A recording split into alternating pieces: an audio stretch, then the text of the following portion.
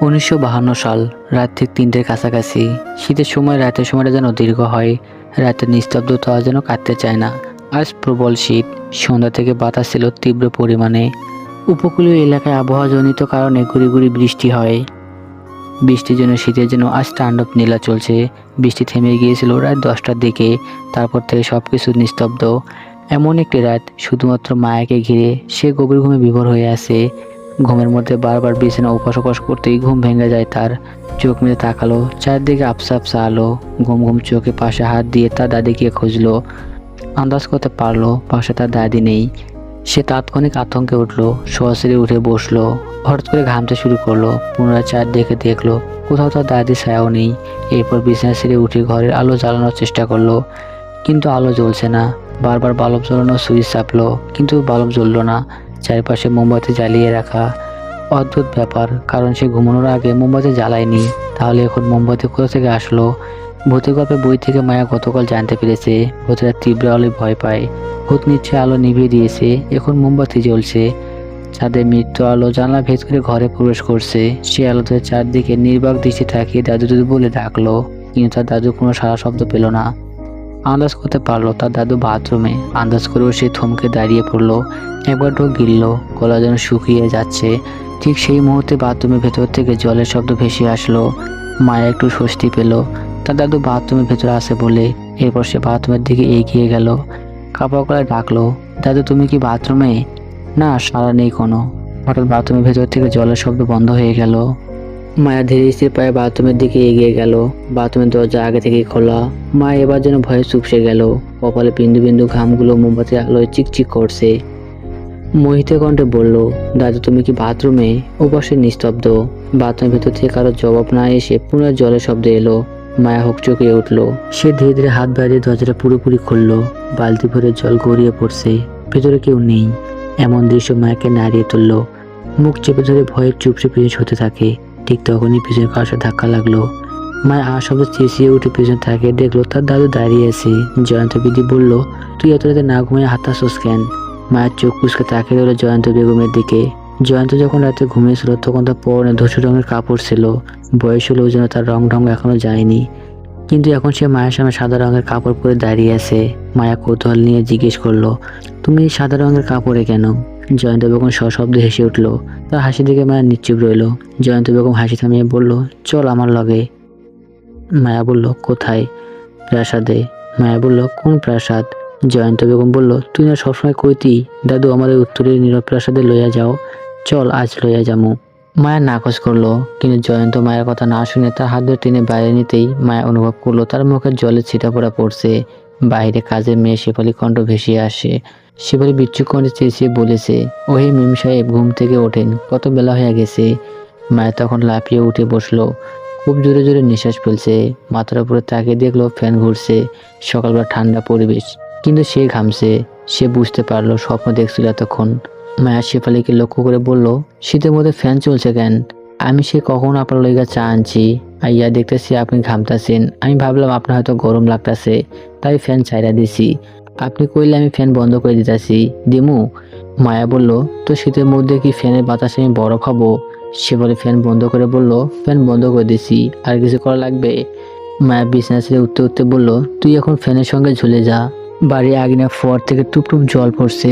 সকালে সূর্য আলো পড়ে এসে চিকচিক করছে যেন রূপের ফোঁটা। বটগাছের নিচে জমিদার সাহেবের বৃদ্ধ চাকর মাসুদ আলী ঝাড়ু দিচ্ছে। পাথরের ফ্লোরে বৃষ্টির দাগ রোদে শুকিয়ে যাচ্ছে।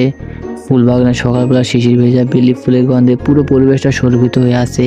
রান্নাঘর থেকে ভেসে আসে দুধ ফোটানোর আওয়াজ, সঙ্গে এলাচ লঙ্গের গন্ধ। শালুক বেগম তখন নামাজ শেষে ছাদের দিকে হাঁটছে।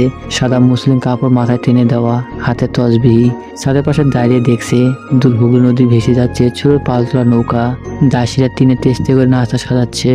চা, নানু রুটি, খেজুর আর এক ছোট বাটি সেমাই, সাথে গরুর কলিজা ভুনা। আমরা চৌধুরী শীতের হাওয়া এক নিস্তব্ধ সকালের মাঝে শান্ত মনে বসে আছে। আলিমনগর ঘরে প্রায় সব ঘর কাঠের এবং ছাদের ওপর ধুলিমাখা টিন। রাস্তা ধরে পাথরের সিঁড়ি দিয়ে হেঁটে আসা নদীর ধ্বনি কখনো বাতাস মিশিয়ে অনুসরণ করে। সেই গ্রামের মাঝে আমজাদ চৌধুরী বিশাল এক জমিদার বাড়ি দাঁড়িয়ে। বাড়ির চারদিকে গাছপালা, চারপাশ সবুজ রঙের ঘেরা। চৌধুরী বাড়ির নাম একসময় বাগান বাড়ি ছিল। বাগানবাড়ি বলেই সবাই আলিমনগরের চৌধুরী বাড়ি চিনত। আমজাদ চৌধুরীর বাবার প্রশ্ন অনুযায়ী বাড়িটি প্রাকৃতিক রূপ সাজানো হয়। চারদিকে গাছ গাছরা, ফুলের গাছ, ফলের গাছ, তাছাড়া দোলনা। বিকেল হলে সবাই আড্ডা জমায় বাড়িটির প্রাকৃতিক ছায়ার মাঝে। বর্তমানে সবাই চৌধুরী নিবাসন বলে চিহ্নিত করে বাড়িটি। বাড়ির বাগানে আমন্ত্রিত অতিথি থমাসনের সাথে আমজাদ চৌধুরী বসে আছেন। দুজনের মুখোমুখি বসে আছেন। মাঝখানে টেবিলে সকালে নাস্তা রাখা। চা রুটির সাথে থমাসনের পছন্দের খাবার গরুর কলিজা ভুনা। থমাসনের বাঙালিয়ান খাবার মধ্যে গরুর কলিজা ভুনা বেশি পছন্দ করেন। আমজাদ চৌধুরী দীর্ঘ 19 বছর ব্যবসা সূত্রে থাইল্যান্ডে ছিলেন। তখন তার সাথে সেই দেশের নাগরিক থমাসনের সাথে পরিচয় হয়। এক পর্যায়ে তাদের মধ্যে ভালো বন্ধুত্ব হয়। আমজাদ চৌধুরী বর্তমান বয়স আনুমানিক 60 ছুঁই এবং থমাসনের বয়স 58 বছর। ধবধবে সাদা শরীরের উপর শীত ঠেকাইতে কালো রঙের ব্লেজার জ্যাকেট পরিধান করে আছেন থমাস। অন্যদিকে আমজাদ চৌধুরী মোটা শাল জড়িয়ে রেখেছেন। থমাসন চায়ের কাপে টেবিলে রেখে বলল, তোমার গ্রাম সম্পর্কে আমি একটা ঘটনা শুনেছিলাম। আমজাদ চৌধুরী বলল, কিসের ঘটনা? থমাস প্রসুত্তরে বলল, একটি প্রাসাদ নিয়ে। প্রাসাদটির নাম ছিল দ্য সাইলেন্ট ম্যানর। একটি গ্রামের ওপর। তার চারিপাশে কালের ভাঁজে পুরনো বন আর এমন এক গাছপালা যার ভেতর দিয়ে বাতাসও তাড়াতাড়ি যেন যেতে চায় না। বর্ণনা এমনটি ছিল। আমজাদ চায়ে চুমুক দিলেন। বর্ণনা? তোমাকে এমন ঘটনা কে বলেছে থমাস? বলে মৃদু হাসলেন আমজাদ। থমাসন সরল জবাব দিল, আমি একটা বইতে পড়েছি, কিন্তু আমি ভেবেছি আলিমনগর এবং থাইল্যান্ড ম্যানর সবকিছু কাল্পনিক। কিন্তু থাইল্যান্ডে যখন তোমার সাথে আমার পরিচয় হয় এবং তোমার ঠিকানা জানি, তখন আমি নিশ্চিত হয়েছি এটি সত্য। আলিমনগর এবং থাইল্যান্ড ম্যানর এর অস্তিত্ব বাস্তবে আছে। থমাস নিঃশ্বাস ছেড়ে পুনরায় বলল, আলিমনগরের অস্তিত্ব পেয়েছি, কিন্তু সেই প্রাসাদ সম্পর্কে কিছু জানি না। আমজাদ হেসে উড়িয়ে দিল থমাসনের বক্তব্য। এসব কাল্পনিক। হয়তো গ্রামটি আমাদের গ্রামের নামের সাথে মিলে গেছে। এটা কাকতালীয়। থমাসন উদ্ভ্রান্ত মনে বলল, কিন্তু আমজাদ বইটির লেখক উল্লেখ করেছে প্রাসাদটি একসময় অন্যরূপ ছিল। চারপাশে ঝলমলে আলো ভরা ছিল। সঙ্গীত আর নৃত্য সুর গুঞ্জরিত ছিল। ফল, মিষ্টি আর সুস্বাদু ভোজের সুবাস ভেসে আসতো। অতিথিরা রঙিন পোশাকে হাসি আনন্দে মেতে থাকতো। ফুলের সাজসজ্জা, সুগন্ধি আর ঝর্ণার কলকলি ধ্বনি মিলিয়ে দিত অন্যরকম অনুভূতি। কিন্তু সেই রঙিন দৃশ্য একসময় ধুলোয় রূপ নেয়। হঠাৎ যেন সবকিছু নীরব হয়ে যায়। থমাস থেমে একটি সিগারেট ধরালো। আমজাদ বলল, এটি শুধুমাত্র বিনোদনের জন্য তৈরিকৃত বই, এটার সাথে বাস্তবে কোনো মিল নেই। কিন্তু থমাসের কৌতূহল যেন গেল না। সে সিগারেট ধোয়া সেরে বলল, লেখক আরও উল্লেখ করেন প্রাসাদের ইতিহাস গ্রামের বড়রা শোনাতেন আসরের সঙ্গে ভয় মিশিয়ে। কাহিনী অনুযায়ী 1870 সালে জমিদার পরিবারে এখানে বাস করত। তাদের মধ্যে কেউ অল্প বয়সে অদ্ভুতভাবে নিখোঁজ হয়ে গিয়েছিল, কেউ আবার ছায়ার মতো আচরণ করত। এরপর প্রাসাদটি এক প্রকার পরিত্যক্ত অবস্থা থেকে যায়। কিন্তু গ্রামের লোকেরা বিশ্বাস করত এখানে যে রহস্য আছে তা এখনো অঘোষ। আমজাদ বলল, আমার জন্ম এখানে, বেড়ে ওঠাও এখানে। সেরকম কোনো ঘটনা থাকলে নিশ্চয়ই আমি জানতাম। থেমে আবার বলল, তোমার ভেতরে কি কোনো প্রশ্ন জমেছে দ্য সাইলেন্ট ম্যানর বইটি নিয়ে? থমাসন নড়েচড়ে বসে বলল, হ্যাঁ, জমিদারের একমাত্র কন্যা ফার্দিনার সাথে একটা ছেলের সম্পর্ক ছিল। সেটি ছিল রাখাল। তার সাথে জমিদারের একমাত্র কন্যার বিয়ে হওয়ার কথা ছিল। কিন্তু যেদিন রাখাল বিয়ে করতে আসে সেদিন জমিদারের 4 ছেলে সন্তান অর্থাৎ ফার্দিনার ভাইরা জানায় ফার্দিনা রাখালের সাথে ছলনা করছে। সে বৈদেশিক এক নাগরিককে বিয়ে করে বিদেশে চলে গেছে। কিন্তু রাখাল খোঁজ নিয়ে জানতে পারে ফার্দিনা বিদেশে যায়নি। তাহলে ফার্দিনা কোথায়? অনেক খুঁজেছে রাখাল, কিন্তু ফার্দিনাকে আর পায়নি সে। একজন রাখালের সাথে জমিদারের কন্যার বিয়ে বিষয়টি অদ্ভুত লাগছিল আমার কাছে। বইটি এখানেই শেষ। আমজাদ হাতে একটি সিগারেট নিল। সে ধরিয়ে বলল, বইটির লেখকের নাম কি? থমাসন বলল, সুফিয়ান হায়দার। আমজাদ তখন বসা ছেড়ে দাঁড়িয়ে বলল, লেখকরা লেখার মাঝে কখনো কখনো বাস্তবতা তুলে ধরে, কিন্তু লেখক কাল্পনিক মুহূর্তগুলোকে এমনভাবে ফুটিয়ে তোলে যেন এটা বাস্তব। তোমার ভেতরে হয়তো বইটি ঘোর থেকে গেছে। থমাস বলল, তুমি হয়তো ঠিক বলেছ, কিন্তু আমার প্রশ্ন হচ্ছে বইটি অসম্পূর্ণ কেন? লেখক বইটি সম্পূর্ণ কেন করলো না? আমজাদ বলল, উনি হয়তো চেষ্টা এমনভাবেই করেছে যাতে পাঠক বিন্দু তাকে মনে রাখে। থমাসের বিবক্ষণ প্রশ্ন, অসম্পূর্ণতা থেকে মনে রাখে কিভাবে? আমজাদ বলল, এই যে তোমার মধ্যে যে কৌতূহল সৃষ্টি হয়েছে, তুমি এটা নিয়ে ভাবছো, অনেক প্রশ্ন তোমার মধ্যে ঘুরপাক খাচ্ছে, তেমনভাবে লেখককে মনে রেখেছো। থমাস কথা বাড়ালো না। তাদের মধ্যে উপস্থিত হয় মায়া। কালো রঙের 3 পিস পরনে তার। ফর্সা গায়ের রঙে সাদা কালো রঙের 3 পিস মানিয়েছে বেশ তাকে। চুলগুলো বেনুনি করা, তার মুখ বেশ ফ্যাকাশে। থমাসের পাশে চেয়ারে বসলো। আমজাদ তাকে লক্ষ্য করে প্রশ্ন করলো, রাতে ঘুম ঠিক হয়েছে তো? আমজাদ চেয়ারে বসলো। মায়ের রাতের অদ্ভুত স্বপ্নটা মনে পড়ে। ভয়ানক স্বপ্ন ছিল। স্বপ্নের সময়টা আর দীর্ঘ হলে হয়তো দম বন্ধ হয়ে আসতো। মায়া মলিন হেসে জবাব দিল, ভালো হয়েছে। এরপর থমাসের দিকে ঘুরে তাকালো, তাকে প্রশ্ন করলো, আঙ্কেল আমাদের গ্রাম কেমন লাগছে আপনার কাছে? থমাসন বলল, বেশ সুন্দর, তবে অনেকটা নিস্তব্ধ এই গ্রাম। আমার মনে হয় গ্রামটি থেকে অমূল্য রত্ন হারিয়ে গেছে। মায়া তার মুখে এরকম কথা শুনে আমজাদ হোসেনের দিকে তাকিয়ে বলল, বাবা আঙ্কেলের এরকম অনুভূতির কারণ কি? তুমি জানতে চাওনি? আমজাদ ঠোঁট বেঁকিয়ে হাসলেন। তোমার আঙ্কেল একটি বই পড়েছে, সে বইটি গ্রামের নাম আলিমনগর। বইটি অসম্পূর্ণ, তাই ওর মনে কৌতূহল জন্মেছে। মায়া প্রশ্ন করলো, কি বই আঙ্কেল? থমাসন বলল, দ্য সাইলেন্ট ম্যানর। মায়া ভুরু কুঞ্চিত করে বলল, বইটি আমিও পড়েছিলাম, অসম্পূর্ণ বই, কিন্তু আমার ভেতরে একটা প্রশ্ন জমেছে। ফারদিনা কোথায়, আর সেই রাখাল কোথায়? ফারদিনার পরিবার কোথায়? আমজাদ আমাকে বিচলিত দেখে বলল, তুমি এসব বই গল্পের চক্করে কেন পড়লে? মাথা খারাপ করো না, অযথা ফালতু জিনিস নিয়ে ভেবো না। এসবের সাথে বাস্তবে কোনো মিল নেই, আর বাস্তবে এরকম কোনো ঘটনা ঘটেনি। মায়া বলল, বাবা তোমার সাথে আমি সহমত, কিন্তু লেখক কেন অসম্পূর্ণ রেখেছে বইটি? থমাস বলল, আমি এসব নিয়ে ভেবেছি, কিন্তু কোনো জবাব পাইনি। যাক গে, এসব বাদ দাও, তোমার পড়াশোনার খবর কি বলো? এখন কি করছো? মায়া বলল, আমি কিছুদিন আগে বিদেশে পড়াশোনা শেষ করে ফিরেছি। এখন চাচ্ছি শহরে যাব। আমার এই গ্রাম ভালো লাগে না। একই তো শহর থেকে অনেক দূর, তার উপর নীরব। শহরে ভালো একটা চাকরি নেব, এরপর সেখানেই সেটেল হব। আমজাদ কিছুটা উদ্বিগ্ন সুরে বলল, তোমার বয়স কত হয়েছে? 25 বছর। বিদেশ থেকে পড়াশোনা শেষ করে ফিরেছো, তার মানে এই নয় যে তুমি তোমার সিদ্ধান্ত নিতে উপযুক্ত হয়ে গেছো। এখন তুমি আমার কাছে বাচ্চা। আমজাদ থেমে গেল। থমাস কিছু বলল না। আমজাদ পুনরায় বলল, আপাতত তোমার কিছু করার দরকার নেই। গ্রামে থাকো, তোমার ভাই দাদু মা সবার সাথে থেকে যাও। এদের সাথে সময় কাটালে দেখবে চারদিকে নীরব মনে হবে না। বলে আমরা ঘরের ভিতর চলে যান। থমাস মায়ের দিকে তাকিয়ে বলল, বাবারা এমনই হয়। মায়া বলল, আমি মাঝে মধ্যে বাবার আচরণে হতবাক হই।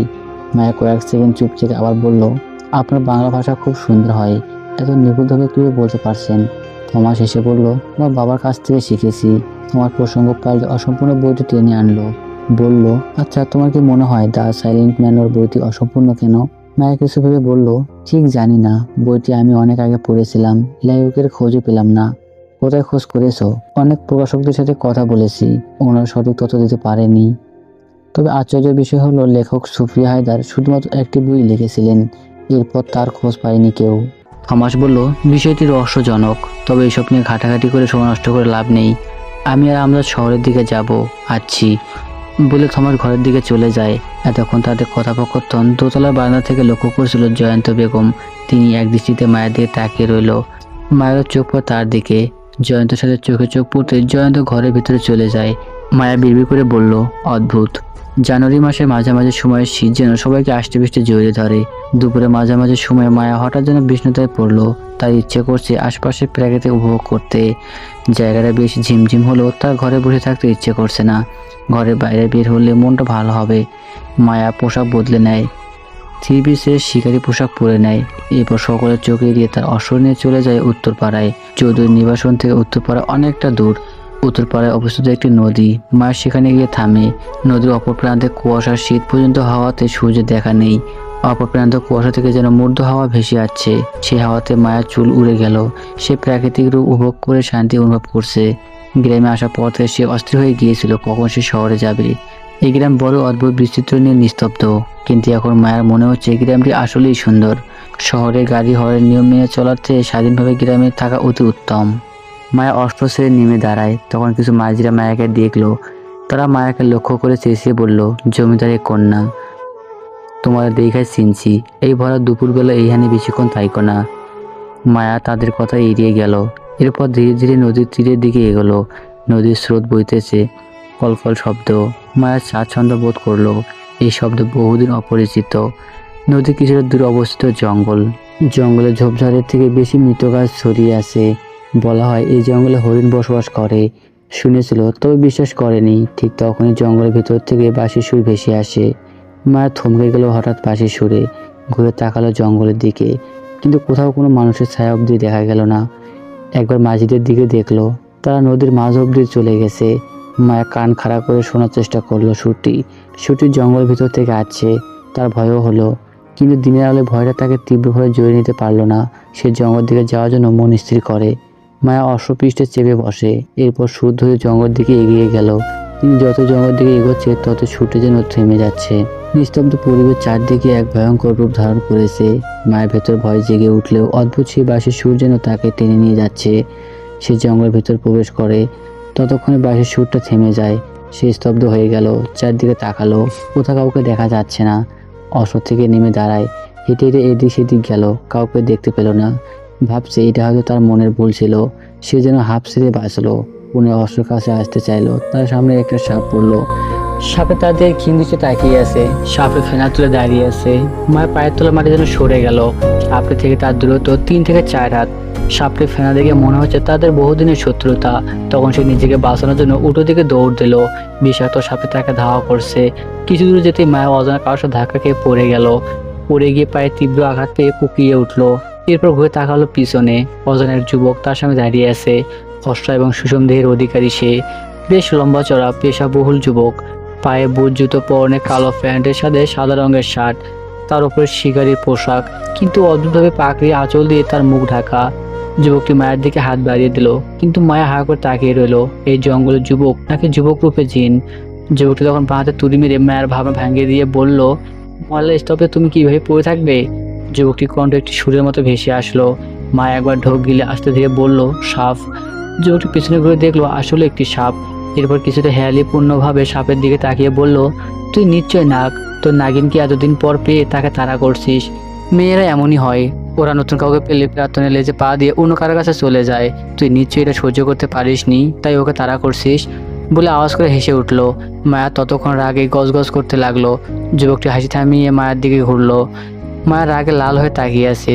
যুবকটির চোখের দিকে তার দৃষ্টি, তার চোখ ব্যতীত কিছু দেখা যাচ্ছে না। মায়া মাটি থেকে উঠে দাঁড়ালো। যুবকটি মায়াকে লক্ষ্য করে বলল, কিছু বলতে চাচ্ছ নিশ্চয়ই, বলো, আমি শুনছি। মায়া ক্রোধের সুরে বলল, একটা মেয়ে বিপদে আছে আর আপনি সাহায্য না করে তামাশা করছেন, সি। বলে সাপটিকে অতিক্রম করে যেতে সাপটি ফোঁস করে উঠলো। যুবকটি মায়ের হাত ধরে টেনে পিছনে সরিয়ে দিয়ে ধীরে কণ্ঠে বলল, এই মেয়ে শোনো, মেয়েদের নিয়ে তামাশা করার ইচ্ছে আমার নেই। বলে পুনরায় মায়ের হাত ধরে সাপটি পাশ থেকে নিয়ে চলে গেল অশ্বর কাছে। মায়া পাশ থেকে শুধু চেয়ে রইল যুবকটির দিকে। অশ্বর কাছে পৌঁছে যুবকটি বলল, তোমার হাত ধরার জন্য দুঃখিত, কিন্তু তুমি সাপটিকে দেখে দৌড় দিলে কেন? তুমি কি ওকে আঘাত করেছো? মায়া বলল, আঘাত করলে তো সবরই দিত। যুবকটি তখন বলল, শোনো মেয়ে, পুলিশ দেখে দৌড়ালে পুলিশ মনে করে আসামি, আর সাপ দেখে অস্থির হলে কিংবা সরাসরি করলে ওভাবে তুমি ওর বাঁচা নিতে চাইছো, তাই ও আক্রমণ করতে চায়। মায়া নিরন্তর, সে এখন বিভ্রান্ত, তার সামনে দাঁড়ানো মানুষ না জিন। মায়া কাপা গলায় প্রশ্ন করলো যুবকটিকে, আপনি কিছুক্ষণ আগে এখানে বাঁশি বাজিয়েছেন? যুবকটি জবাব দিল, আমি বাঁশির সুর ধরতে পারি না, আর আমার কাছে তো কোনো বাঁশিও নেই। মায়া যুবকটিকে পর্যবেক্ষণ করে দেখলো, তার কাছে বাঁশি নেই। যুবকটি তার অশ্ব কাছে চলে গেল। তার অশ্ব নিয়ে ফিরে এলো মায়ের কাছে। এরপর মস্করা করে বলল, জিনেরা বোধহয় বাঁশি বাজিয়েছে, এখান থেকে চলো তাড়াতাড়ি। কিন্তু মায়ের পায়ের ব্যথার জন্য অশ্ব পৃষ্ঠে চড়তে পারলো না। যুবকটি তার অশ্ব থেকে নেমে মায়ের কাছে আসে। এরপর তার অশ্বর কাছে হাঁটুর ভাঁজ করে বসে পড়লো আর বলল, ওই পা দিয়ে আমার হাঁটুর উপর ভর দিয়ে উঠে বসো। মায়া কিঞ্চিত স্থিরবোধ করলো। তখন যুবকটি পুনরায় বলল, দেরি করছো কেন? তাড়াতাড়ি করো, জায়গাটি সুবিধার না, উঠে বসো। মায়া উঠে বসে অশ্বের পৃষ্ঠে। তারা জঙ্গল ছেড়ে বেরিয়ে আসে। যুবকটি আগে গেলে মায়া পেছন থেকে ডেকে দাঁড় করিয়ে তাকে জিজ্ঞেস করলো, আপনার নাম কি? যুবকটি জবাব দিল, মির্জা ফানশন। তো আপনাদের গল্পটা কেমন লেগেছে তা অবশ্যই কমেন্টে জানাবেন। আর গল্পের লেখক ডায়নাম ইমপ্রেস লাকি, গল্পের নাম দ্য সাইলেন্ট ম্যানর পার্ট 1। তো পার্ট 1 আপনাদের কেমন লেগেছে তা অবশ্যই কমেন্ট বক্সে জানাবেন। আর পরবর্তী পার্ট খুব তাড়াতাড়ি আপনাদের মাঝে উপস্থাপনা করা হবে। তো সবাই ভালো থাকবেন, খোদা হাফেজ।